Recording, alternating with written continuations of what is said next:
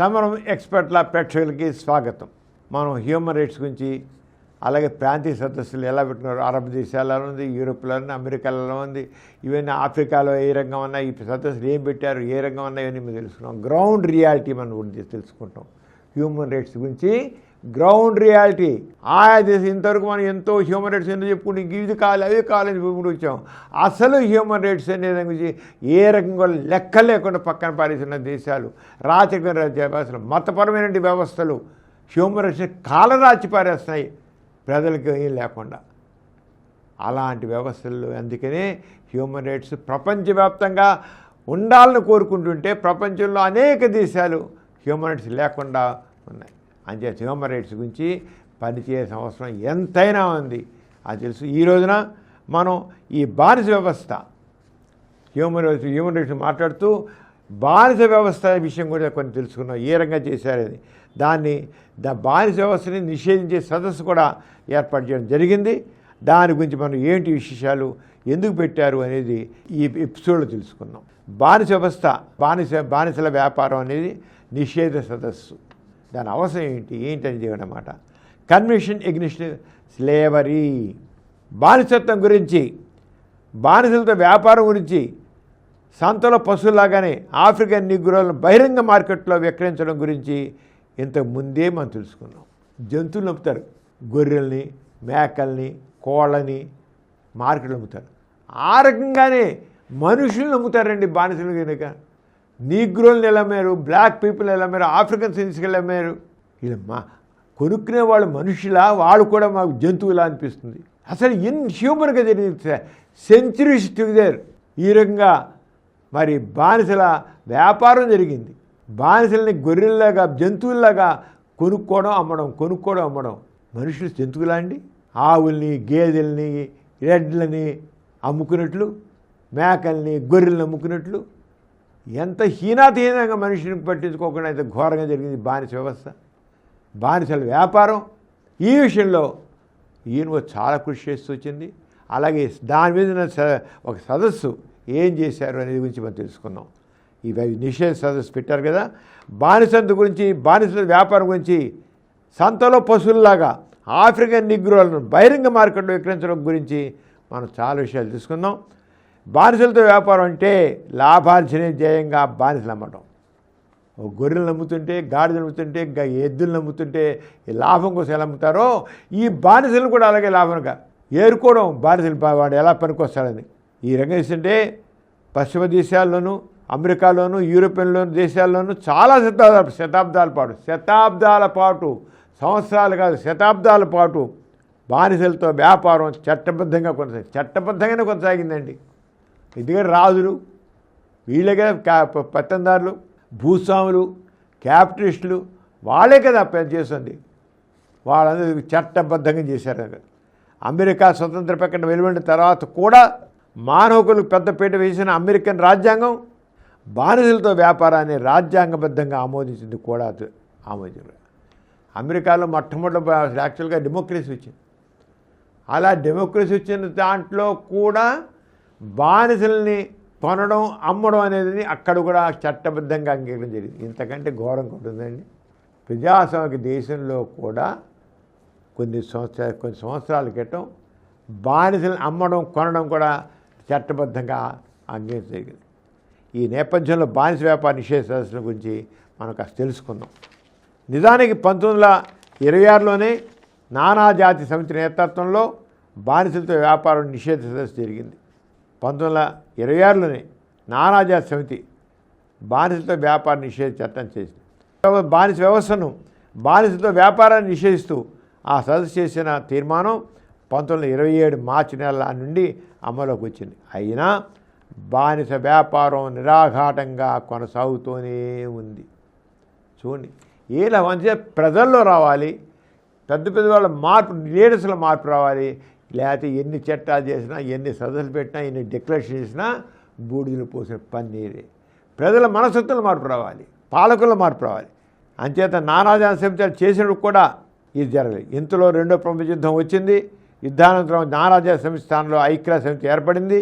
ఐక్యరాజ్య సమితికి చెందిన ఆర్థిక సామాజిక మండలి నేతృత్వంలో బానిస వ్యవస్థను రద్దు చేస్తూ కొత్తగా మరొక తీర్మానం చేయబడింది.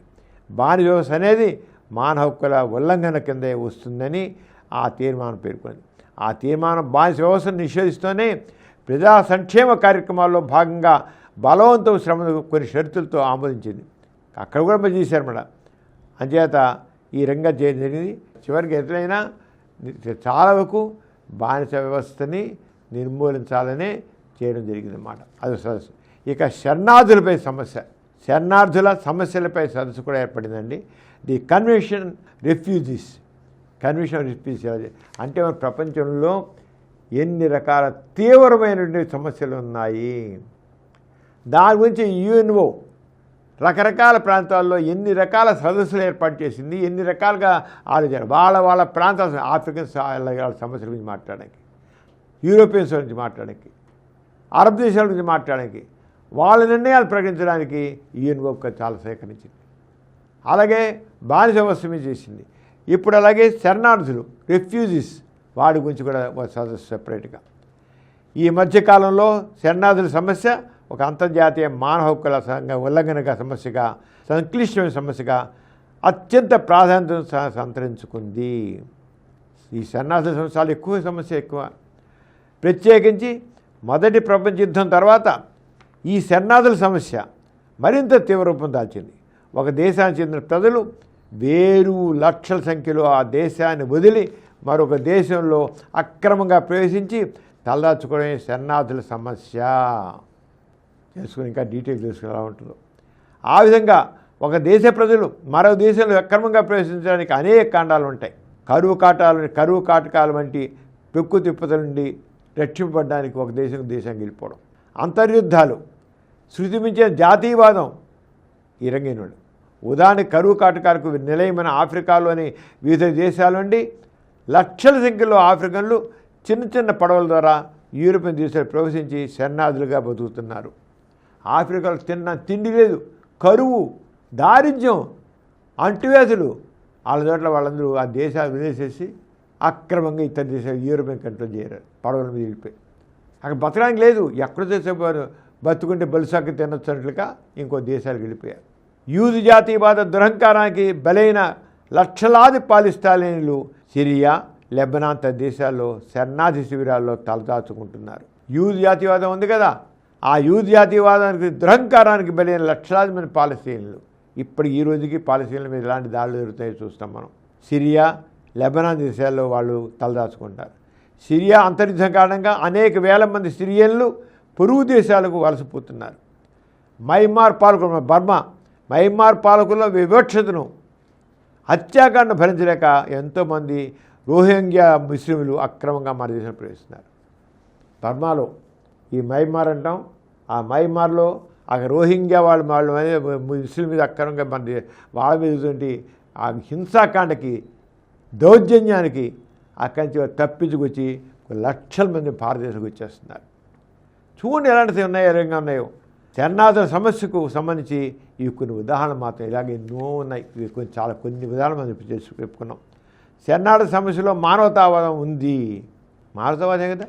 ఇంకో దేశం వాళ్ళు పక్కన పాకిస్తాన్ వాళ్ళు మన దగ్గరకు వచ్చినా, లేకపోతే పశ్చిమ బెంగాల్ వాళ్ళు వెళితే ఆ బంగ్లాదేశ్ వాళ్ళు మన దగ్గరకు వచ్చినా, మయన్మార్ వాళ్ళు మన దగ్గరకు వచ్చినా, వాళ్ళందరూ మనం తీసుకున్నామంటే ఎంత మానవతాత్మక పోయి అక్కడ బతకలేక వస్తున్నారు. వాళ్ళకి గతి లేదు, చంపేయబడుతున్నారు, హింసకు లోనవుతున్నారు, తిండికి లేకుండా ఉన్నారు, అంతర్జాలు నలిగిపోతున్నారు అని చెప్పేసి హ్యుమానిటీ దృక్పథంతో, మానవత్వంతో వాళ్ళని ఆదించడం ఉంటుంది ఈ సనాతన. అయినా అదే సమయంలో అనేక దేశాల ఆర్థిక వ్యవస్థలను చిన్నాభిన్నం చేస్తుంది ఈ శరణార్థి సమస్య. ఇప్పుడు ఇలా వచ్చేసి మన దేశంలో లక్షలు వచ్చారు, నీకు ఉన్న వాళ్ళకే చాలా ఇబ్బందిగా ఉంది వాళ్ళు తిండి పెట్టడం. తెక్క దేశాలు వచ్చి మీకు మన మీద పడిపోతే మన ఆర్థిక సేమైపోతుంది. శరణార్థులను ఎంతకాలం భరించి పోషించగలం? ఏ దేశం ఎలా పోషించగలదు? అలాగని వారిని దేశం నుండి బహిష్కరించిన స్థితి మానవత్వం పోయినలే, ఉన్నది తింటాం, మనం ఉన్నది కలిసి తిన్నాం, మనం పంచుకుని తిన్నాం అనే విధంగా మానవత్వంతో ఉంచుకోవడం ఉంటుంది. మరి కొన్ని సందర్భాల్లో శరణార్థుల వలన శాంతి భద్రతల సమస్యలు, స్థానికుల ఉద్యోగావకాశాలు తగ్గిపోవడం ఇతర సమస్యలు తలెత్తున్నాయి. ఇప్పుడు శరణార్థులు వస్తారు, వాళ్ళకు కూడా తిండి కావాలి కదా, సంపాదన కావాలి కదా, వాళ్ళు వచ్చి పోటీ పడుతున్నారు. కూలి పని చేస్తే వాళ్ళు కూలి పని చేస్తున్నారు. ఇక్కడ కూలి వాళ్ళకే సరే కూలి పని లేదు, వాళ్ళ గురించి వాళ్ళకి మళ్ళీ ఆర్థిక సమస్య వస్తుంది. చూడండి, ఇక్కడ కూలి పని చేసుకునే వాళ్ళకే సరైన కూలి పనిలో పక్క వాళ్ళు వచ్చేసి వాళ్ళకి ఉండిపోయి వాళ్ళు కూడా కూలి పనులు జాయిన్ చేస్తుంటే వాళ్ళు తక్కువ ఉన్నాడికి ఏముంది ఆర్థిక సమస్య అంతా. ఇలాంటి ఛాలెంజ్ ఎన్నో ఉన్నాయి శరణార్థుల వల్ల. ఉదాహరణకు మన దేశంలో అక్రమంగా ప్రవేశిస్తున్న రోహింగ్యా ముస్లింల్లో కొందరు ఉగ్రవాదులుగా మారుతున్నట్లు, దేశ వ్యతిరేక కార్యకలాపాలు పాడుతున్నట్లు కొన్ని వార్తలు వస్తున్నాయి. అలాగే రోహింగ్యాలు మన దేశంలో వస్తున్న ముస్లిమ్స్ వాళ్ళు వచ్చి ఉగ్రవాదులుగా మారుతున్నారు కొంతమంది. ఈ రంగం కూడా ఉన్నాయి. దేశానికే వాళ్ళు ఎక్కడైతే రష్యా ఉన్నారో ఆ దేశానికే వాళ్ళు దుర్మార్గులు వ్యవహరిస్తున్నారు. వాళ్ళు ఇటువంటి సంక్లిష్టమైన సమస్యను పరిష్కరించేందుకు అంతర్జాతీయంగా కొన్ని ప్రయత్నాలు జరిగాయి. ఆ క్రమంలో అనేక సదస్సులు జరిగాయి. ఆ సదస్సుల్లో 1951లో జెనీవాలో జరిగిన సదస్సు ముఖ్యమైనది. శరణార్థులు కూడా మనుషులేనని, కేవలం శరణార్థులన్న కారణంపై వారెళ్ళ ఎటువంటి భవిష్యత్తు చూపరాదని జెనీవా సదస్సు పేర్కొంది. సదస్సు చెప్పడం వాళ్ళు మనుషులే కదా, అదే వాళ్ళ కూర్చొని శరణార్థులను బలవంతంగా దేశాన్ని భరించరాదని, వారి మాతృదేశాన్ని పంపరాదని, వారి భద్రత ముప్పు ఉంటుందని భావించినప్పుడు ఈ సదస్సును పేర్కొంది. ఇలా జాగ్రత్త చూసుకోవాలని, శరణార్థులకు గుర్తింపు కార్డులు ఇవ్వాలని, అక్రమంగా తన దేశంలో ప్రవేశించిన కారణంపై వారికి ఎటువంటి జరిమానా విధించరాదని ఆ సదస్సులో పేర్కొంది. శరణార్థులకు స్వేచ్ఛగా సంచరించే హక్కు ఉంటుందని, వారికి సామాజిక భద్రత కల్పించాలని, సరైన నివాసాన్ని కలిగించాలని, పనిచేసిన హక్కు కలిగించాలని, కుటుంబాన్ని కలిగిన హక్కు, వివాహం చేసిన హక్కు కూడా చూడాలని ఇవన్నీ పేర్కొన్నారు. శరణార్థి సమస్యలకు ఇన్ని రకాల మార్గాలు అంటే భారతదేశంలోకి వచ్చారనుకోండి, భారతదేశంలో ప్రజలందరికీ ఏ రకమైన హక్కులు ఉన్నాయో వాళ్ళకి అన్ని హక్కులు శరణార్థులకు ఇవ్వడం జరుగుతుంది. వాళ్ళు వేరుగా చూడడానికి లేదు. స్వయం ఉపాధి అవకాశాలు కల్పించాలని, వృత్తి లేక వ్యాపారం చేసే అవకాశాలు కల్పించాలని శరణార్థి సదస్సు పేర్కొంది. మానవతా దృక్పథంతో అక్కున ప్రజల యొక్క అవకాశాలను కూడా వీళ్ళకు కూడా సమానంగా ఇవ్వాలని మానవతా దృక్పథంతో ఏదైనటికీ ఇప్పటివరకు అంతర్జాతీయ సమాజం శరణార్థుల సమస్యను సరైన రీతిలో పరిశీలించలేకపోయింది. చాలా దేశాల్లో శరణార్థుల పరిస్థితి దయనీయంగా ఉంటుంది. వారేళ్ల మానవ హక్కులు ఉల్లంఘన జరుగుతూనే ఉంది. అంటే శరణార్థి సమస్య గవర్నమెంట్ అన్నీ ఇవ్వాలి. ఇప్పుడు మనకు ఆ దేశంలో ఇప్పుడు మన భారతదేశం పక్క ఉందండి, వస్తున్నారు ఎంతమందో వస్తున్నారు మయమారి, వాళ్ళందరూ మన దేశంలో ఉన్న పౌరులకు ఎన్ని హక్కులు అన్ని ఇవ్వాలని చెప్తే ఆ రకంగా చేస్తున్నాం. కానీ ఎలాగా ఈ సమస్య శరణార్థుల సమస్యని ఎలా పరిష్కరించాలి? ఇంతవరకు సరైన పరిష్కార మార్గం కనబడలేదు. కానీ పరిష్కరించాలి. వాళ్ళు కూడా మనుషులే కదా, ఆ మానవ తరపుతో వాళ్ళని ఎలా పరిష్కరించాలని చూడాల్సిన అవసరం ఉంది. ఈ రంగ సదస్సులు ఏర్పాటు జరిగింది. అంచేత మనం ఈ రంగం తీస్తున్నాం. నెక్స్ట్ ఎపిసోడ్లో మరొకటి తీసుకున్నాం. అంతకు సెలవు. మరి నమస్కారం. ఈ కార్యక్రమం మీకు ఎంతో నచ్చింది కదా? ఇటువంటి మరిన్ని వీడియోల కోసం అనతి కాలంలోనే 20 కోట్ల వ్యూస్ సాధించిన సమరం ఛానల్ సమర్పించు సమరం ఎక్స్పర్ట్ల ఛానల్కు సబ్స్క్రైబ్ చేయండి, లైక్ చేయండి, మీ ఫ్రెండ్స్కి షేర్ చేయండి. అలాగే ప్రక్కనున్న గంట సింబల్ని ప్రెస్ చేయడం మర్చిపోకండి.